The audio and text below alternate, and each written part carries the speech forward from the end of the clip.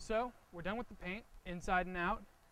The next step is going to be to make sure you clean out all your paint tools so that you can reuse them the next time you have a job. You don't have to buy new things.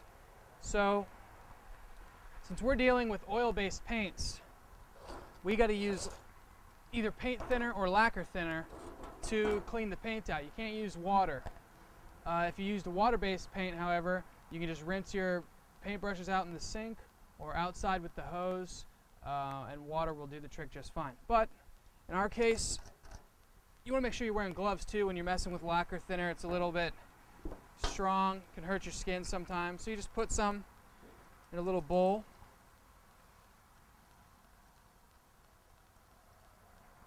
Just like that.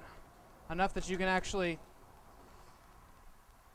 move your paintbrush around in it. Take your paintbrush, dip it in there, and just kind of move it around the bottom.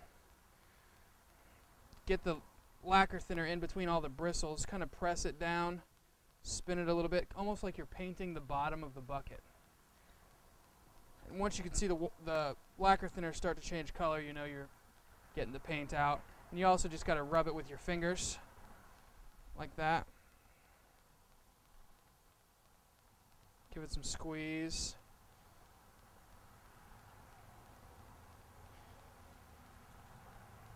Just kind of spread the bristles apart with your finger. Make sure you're getting the thinner in between everything. Get it nice and clean.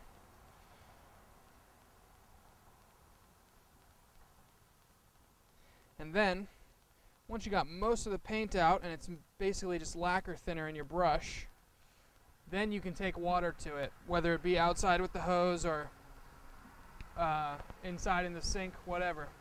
So this brush is clean. Anytime you're dealing with oil-based paint and a roller, you're not going to really be able to get it clean enough to use it again.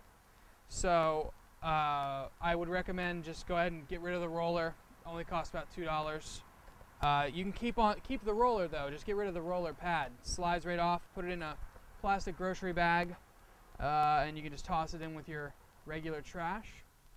And that's about it for cleaning up your paint tools.